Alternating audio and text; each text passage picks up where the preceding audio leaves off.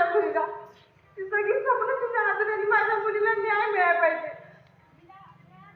आर्याला निकिताला न्याय मिळाला पाहिजे, बाकी काही नको. माझ्या मुलीला आणि आर्याला न्याय. मुलगी ती निकिता माझी विश्वाची बहीणच होती, म्हणून ती तिच्या पाठीशी उभं राहिलं होतं. दोघींना न्याय मिळाला पाहिजे, त्याला फाशीची शिक्षा झाली पाहिजे. माझ्या मुलीला आई तरी म्हणून तिला असं जाऊ देणं.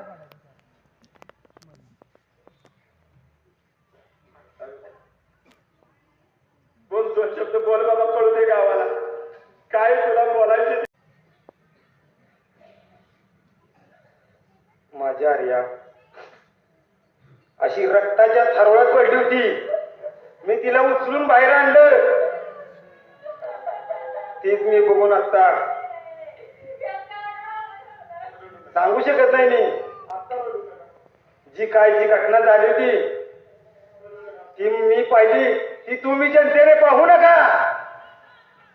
यासाठी माझं सांगणं आहे की माझ्या आर्याला तेवढा सगळ्यांनी न्याय द्या आणि त्याला फाशीची शिक्षा व्हायला पाहिजे.